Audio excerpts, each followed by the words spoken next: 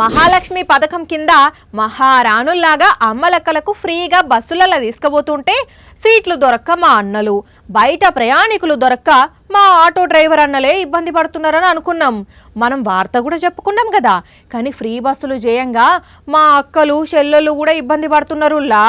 అరే అందరూ సంతోషంగానే ఉన్నారు, నువ్వేంది ఇట్లా చెప్తున్నావు అంజలి అంటారా? అయితే మీరే చూడుండ్రి.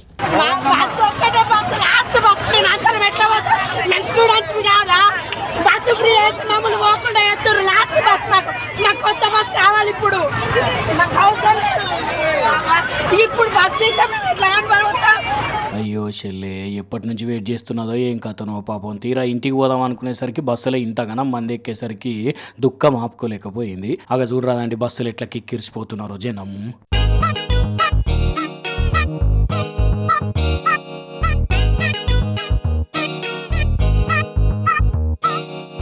కొడుక కొందరు ఆటో డ్రైవర్లు కదా, గిరాకీ వచ్చినప్పుడు 20-30 మందిని ఊకినట్టే ఉన్నది కదా బస్సు పరిస్థితి. రామచంద్ర, బస్సులో ఆల్రెడీ 100 మంది ఎక్కినట్టున్నారు, కిందో 100 మందికి ఎక్కువనే ఉన్నారు. బాపురే, ఏకంగా బస్సు స్టీరింగ్ చుట్టూ కూడా కూర్చున్నారు కదా అక్కలు. మళ్ళీ ఇంకా వెనుక చూడండి కాలేజీ పిల్లలు ఏకంగా నిచ్చెన మీద కూడా నిలబడ్డారు. ఈ డ్రైవర్ అన్ననేమో అట్లనే దంచకపోతున్నాడు. ఓ తమ్ముళ్ళు జర పైలం గట్టిగా పట్టుకోరి, కింద పడనంటే లేనిదోటి అవుతుంది మళ్ళా.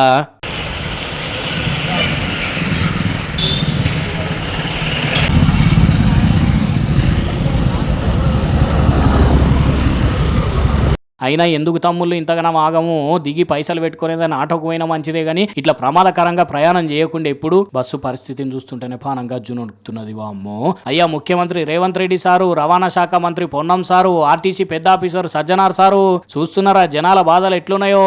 అర్జెంట్ గా డిపోకు కొన్ని కొత్త బస్సులన్నీ వేసి ఎక్కువ ట్రిప్పులు తిప్పుండ్రి, లేకుంటే ఏం లే ఇంకా చాలా ఇబ్బందులు పడవలసి వస్తుంది పబ్లిక్.